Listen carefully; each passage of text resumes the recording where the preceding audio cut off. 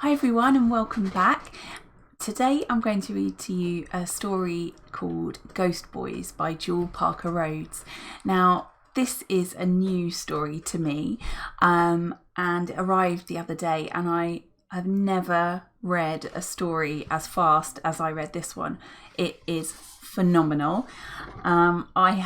I really hope you enjoy the book as much as I do. So let's get stuck in. The first part is called Dead. How small I look. Laid out flat, my stomach touching ground. My right knee bent and my brand new Nike stained with blood. I stoop and stare at my face, my right cheek flattened on concrete. My eyes are wide open, my mouth too. I'm dead. I thought I was bigger, tough, but I'm just a bit of nothing. My arms are outstretched like I was trying to fly like Superman. I'd barely turn, sprinting. Pow, pow. 2 bullets. Legs gave way. I fell flat, hard. I hit snowy ground. Ma's running. She's wailing, "My boy! My boy!" A policeman holds her back. Another policeman is standing over me, murmuring, "It's a kid. It's a kid." Ma's struggling. She gasps like she can't breathe. She falls to her knees and screams. I can't bear the sound. Sirens wail. Other cops are coming. Did someone call an ambulance? I'm still dead, alone on the field. The policeman closest to me is rubbing his head. In his hand, his gun dangles.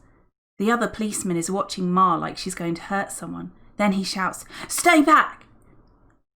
People are edging closer, snapping pictures, taking video with their phones. "Stay back!" The policeman's hand covers his holster. More people come. Some shout. I hear my name. "Jerome! It's Jerome!" Still, everyone stays back. Some curse, some cry. Doesn't seem fair. Nobody ever paid me any attention. I skated by, kept my head low. Now I'm famous. Chicago Tribune, officer. I had no choice. Jerome Rogers, 12, shot at abandoned Green Street lot. Officer says, he had a gun. Alive.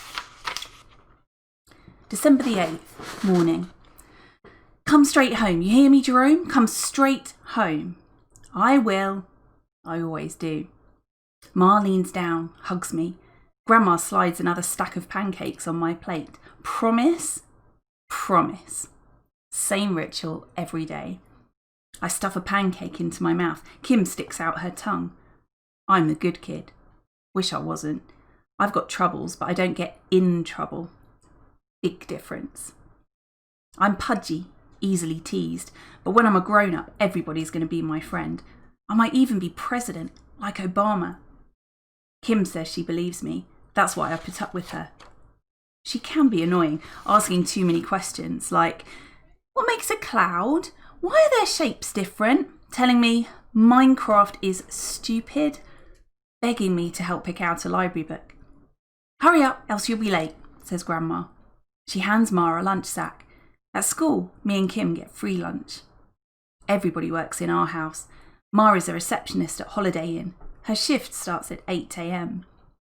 Me and Kim's job, says Ma, is going to school. Pop leaves the house at 4 a.m. He's a sanitation officer. He drives a truck. In the old days, there was a driver and 2 men hanging off the truck's sides, leaping down to lift and dump smelly trash cans. Now, steel arms pick up bins. Pop does the whole route by himself. He stays in the air-conditioned cabin, steering, pressing the button for the mechanical arm and listening to Motown. The Temptations, Smokey Robinson, the Supremes. 60s pop music. Lame. Hip-hop is better. Grandma keeps house. She cooks, cleans, makes it so me and Kim aren't home alone.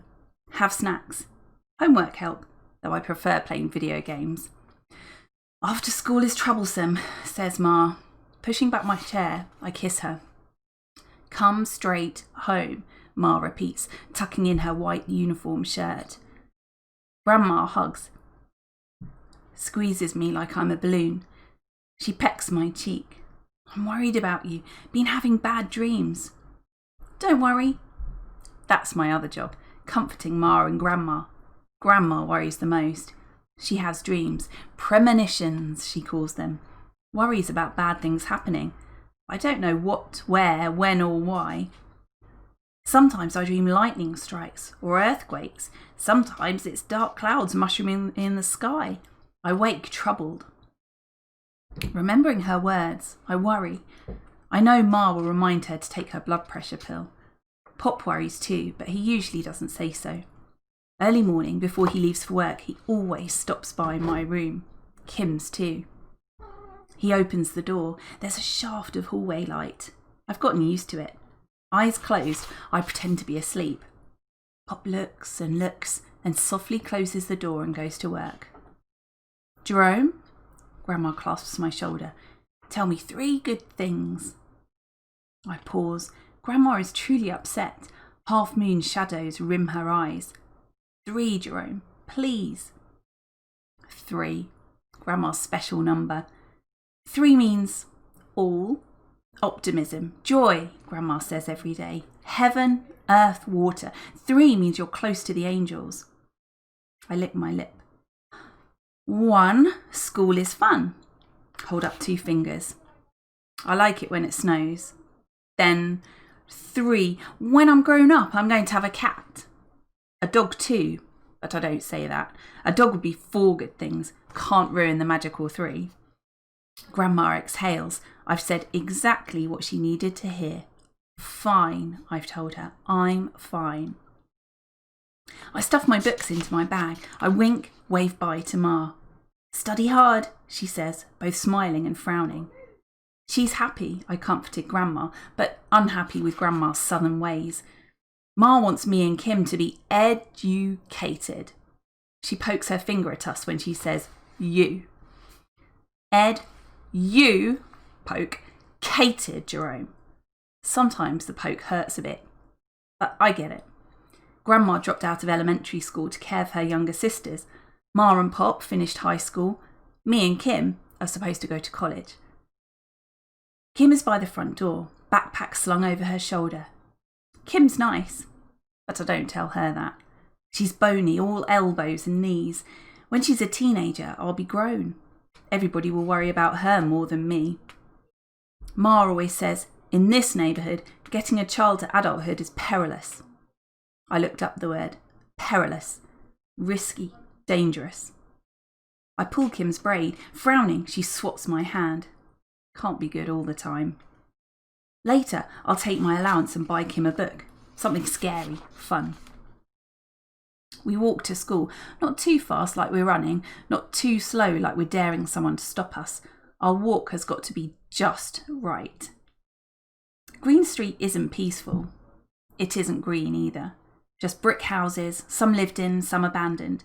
Out-of-work men play cards on the street, drinking beer from cans tucked in paper bags. 8 blocks to travel between home and school. On the 5th block from our house is Green Acres. A meth lab exploded there and 2 houses burnt. Neighbours tried to clear the debris, make a basketball court. It's pathetic. A hoop without a net, spray-painted lines, planks of wood hammered into sad bleachers. At least somebody tried. 2 blocks from school, drug dealers slip powder or pill packets to customers, stuffing cash into their pockets. Pop says, not enough jobs, but still it's wrong. Drugs kill. Me and Kim cross the street away from the dealers. They're not the worst though. School bullies are the worst. Bullies never leave you alone. Most days I try to stay near adults. Lunchtime I hide in the locker room, the supply closet or the bathroom. Kim slips her hand in mine. She knows. I'll meet you after school, I say. You always do, she squeezes my palm. You going to have a good day? Yeah, I say, trying to smile, searching the sidewalks for Eddie, Snap and Mike. They like to dump my backpack, push me, pull my pants down, hit me upside the head. Kim clenches her hand, purses her lips. She's smart for a 3rd grader. She knows surviving the school day isn't easy for me. She never tells. Ma, Pop and Grandma have enough to worry about. They know Kim's popular and I'm not. But they don't need to know I'm being bullied. "Kimmy!" a girl shouts. Kim flashes me a grin. I nod. Then she skips up the school steps, her braids bouncing, as she and Keisha chatter-giggle, crossing left into the elementary school. Middle school is to the right. "Yo, Jerome." I look over my shoulder, hugging my backpack closer. Mike's grinning. Eddie and Snap, fists clenched, thug posing, stand by his side. Damn, have to be super careful. During lunch, I'll hide in the bathroom. Maybe they'll forget about me, find another target. I can hope. Just like I hope I'll win the lottery. $1 million.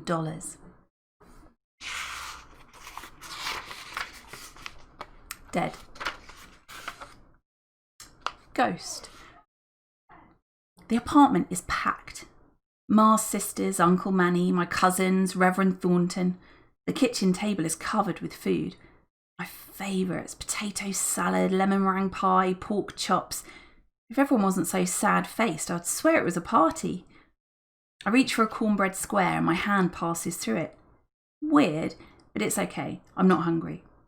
I guess I'll never be hungry again. I move, circling the living room. People don't pass through me. It's like they sense I'm taking up space. Even though they can't see me, they shift, lean away. I'm glad about that. It's enough being dead without folks entering and leaving me like in Ghostbusters. Ma is in my bedroom, lying on my bed with orange basketball sheets. A poster of Stephen Curry shooting a ball is taped on the wall. Ma's eyes are swollen. Grandma holds her hand like she's a little girl. I don't feel much, like I'm air touching the furniture or Ma's hand. Maybe that's what happens when you're dead. But seeing Ma crying makes me want to crush, slam something into the ground. Inside me hurts. Outside me feels nothing. I try to touch her. Nothing. Just like the cornbread. Ma shivers, and it makes me sad that I can't comfort her. I turn towards the doorway. Kim is reading a book. She does that when gunshots are fired outside, when our upstairs neighbours, Mr. and Mrs. Lyon, are fighting, yelling. But now, I know she's okay. Reading makes her feel better. I stand in the doorway, shocked how my room is filled with family, how it isn't my room anymore. Isn't my place where I imagine, dream I'm playing college ball, or in the army diving out of aeroplanes, or rapping on the radio, or being president. To my right, Pop leans into the corner, like he wants to collapse into the space and disappear. His eyes are closed and his arms are folded across his chest. Who will he shoot hoops with or eat hot dogs with while cheering the Chicago Bears? I'm here. I'm still here, I rasp. Ma, on my bed, curls on her side. Pop's lips tighten. Grandma looks up, searching. I'm still here, Grandma. Her face is a wrinkled mess. I didn't realise it before, but Grandma is really old. She looks up and through me. Her eyes glimmer. She nods. Does she see? Does she see me? Reverend Thornton moves past me. He doesn't realise he's tucking his stomach in and entering the room sideways. Grandma notices. Nobody else thinks it's strange. We should pray, he says. What for? Asks Pop. Jerome's not coming back. Ma gasps, sits up. James, we don't know God's will. It's man's will. It's a policeman acting a fool, murdering my boy. Pop's fist slams the wall. The drywall cracks. I've never seen Pop violent. He's in a better place, says Reverend. Jerome's in a better place. Am I? Ma rocks, her arms crossed over her stomach. Every goodbye ain't gone, says Grandma. Mum, hush with that nonsense, complains Ma. Every black person in the South knows it's true. Dead, living, no matter. Both worlds are close. Spirits aren't gone. Superstition, scoffs Reverend. This is Chicago. Jerome's soul is already gone. I kneel. I'm still here, Ma. I'm still here. We'll bury him tomorrow, cries Ma, and I want to cry too, though my eyes don't make tears anymore. Sue. I'm going to sue, says Pop. No sense why my boy's dead and those white men are walking around alive, free. Emmett, Just like Emmett Till, says Grandma. He was a Chicago boy too. This isn't 1955, says Reverend, calming. Tamir Rice then, shouts Pop. 2014. He died in Cleveland. Another boy shot just because he's black. Grandma looks at the space where I'm standing. Her head is cocked sideways. She's breathing soft. No justice, no peace, says Pop. Since slavery, white men been killing blacks. And he starts to cry. Ma hugs him and they hold tight to each other like they're both going to drown. My heart shatters. Nothing hurt this much, not even the bullets searing my back. My alarm clock ticks. 12 a.m. 9 hours ago, I was playing in Green Acres. Now it's a new day. I'm here, but not here. Where's my body? Where do they keep it until it's laid in the ground? Time to wake up. I spin around. Who said that? I leave the bedroom, wandering through the apartment, past eating, crying, praying people, searching for who spoke to me. In the kitchen, by the window, I see a brown boy like me. His eyes are black velvet. He's tall as me, his hair short like mine. He stares and stares as if the world has made him so sorry, so sad. Scared, I step backwards. He nods like he was expecting it, then disappears. It's not in the kitchen. My hands pass through the glass pane. I see the starry night sky, the darkened roads, street lamps attracting bugs. Across the street I see him, wispy like soft rain. Ghost? Like me? Church. It's awful spending days in the apartment, everybody angry and mourning. Awful not being able to lie on my bed or eat or speak. I can't sleep. No rest for the dead. I watch my family crying, talking in whispers. Ma seems like she's sleepwalking, shuffling about the apartment like she's still looking for me. Pop is always shouting into the phone, talking to lawyers, newspaper folks. I can't think of anything worse than watching my family hurt. At night, the living room fills with shadows, misshapen, ugly things. I don't go into my bedroom. Too sad. Ma sleeps there now. Kim, whose bed is the couch, whimpers while she dreams. Afraid to sleep, Grandma stares at the ceiling. Pop, tangled in sheets, sleeps on his back, both arms crossed over his eyes. No one rests well. Is there some place I'm supposed to go? I hope it's heaven, a good place, but I'm still here, which is nowhere, not able to help anybody. Grandma hums gospel, and wherever I move, she seems to know. She looks at me standing near the television. She turns when I follow Ma into the kitchen. She leans forward, humming louder when I sit on the chair beside Pop. If she could really see me, I'd be alive, and she'd be telling me to clean my room or take out the trash, wash my hands. I miss her ordering me to do chores, or saying, homework, no TV. Today, Ma, Pop, Kim and Grandma dress for church. It's my funeral. I sit with them in a black Cadillac. It's the nicest car I've ever been in. An open casket, murmurs Ma. I want the whole world to see what they did to my boy. Isn't that what Mrs. Till said, isn't it? Grandma gets out of the car first, then Kim, Ma, Pop, then me. Grandma whispers at the air, time to get going, boy. Time to move on. I'm stunned hearing Grandma speak to me, but I can't move on. I don't know how, or where to move on to. How am I supposed to know how to be dead? I follow them up the steps. Kim reaches for Pop to pick her up. He does, and she buries her face in his neck. Senor Rogers! Sir! Sir! It's Carlos, my new friend. Old friend now. Pop doesn't hear him. He's busy comforting Kim, but Grandma does. She waves Carlos to her. Wiping tears, he hands her a piece of paper. Grandma looks at it. She presses the paper to her heart, then hugs Carlos, a big stomach-crushing hug, the kind she used to give me when she was happiest. The thick church doors open. Organ music swells. Amazing Grace, Grandma's favourite. Carlos runs down the steps. He's still wearing a hoodie, never mind the cold and snow. Deacons and church ladies in white dresses swarm about my family. fanning them, guiding them from the vestibule into the church. I start to follow. Suddenly, my ghost friend is beside me. Don't go in there. You don't want to see. Who are you?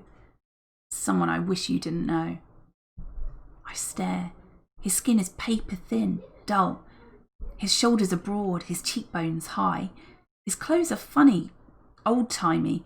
He's wearing a white shirt with a tie. He holds a rimmed hat. I'm you. Nothing makes sense. I reach out to touch him. Maybe ghosts can touch ghosts? He disappears. I sit on the church steps, stay outside. Maybe it's better this way, not seeing myself in a casket. I try to imagine what Carlos wanted to give Pop, what Grandma saw. What would, just for a second, make Grandma happy at my funeral? Thanks very much for listening. See you next time.